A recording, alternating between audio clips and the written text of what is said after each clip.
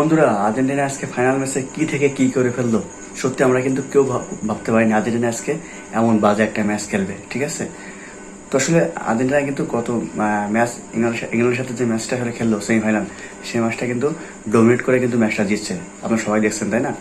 তো আসলে আজকে কিন্তু আর্জেন্টিনাকে সেই খেলাটা তাদের মধ্যে কিন্তু পাওয়া যায়নি। ঠিক আছে, মনে হচ্ছিল স্পেনের সাথে একটা পাড়ার টিম খেলছে, মানে যেরকম তারা খেলছে।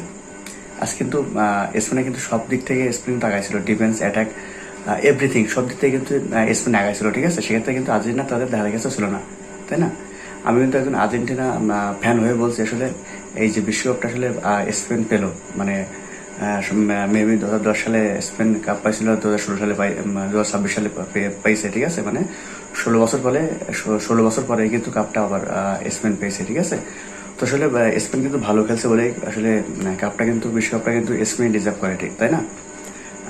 তো যাই হোক, আজকে কিন্তু আর্জেন্টিনাকে আসলে ম্যাচেই পাওয়া যায়নি, খুব বাজে খেলছে। ঠিক আছে, এমন খেলাটা আর্জেন্টিনার কাছ থেকে আমরা কিন্তু কখনো কেউ আশা করিনি। চরম বাজে ম্যাচ খেলছে। ঠিক আছে, সত্যি আসলে হতাশাজনক এরকম ম্যাচ দেখে সত্যি খুব খারাপ লাগলো। তো যাই হোক, স্পেনের জন্য অনেক অনেক শুভকামনা রইল। তো আসলে দলটা অনেক ভালো খেলছে, তার জন্য কিন্তু বিশ্বকাপটা জিতে পারছে, তাই না বন্ধুরা?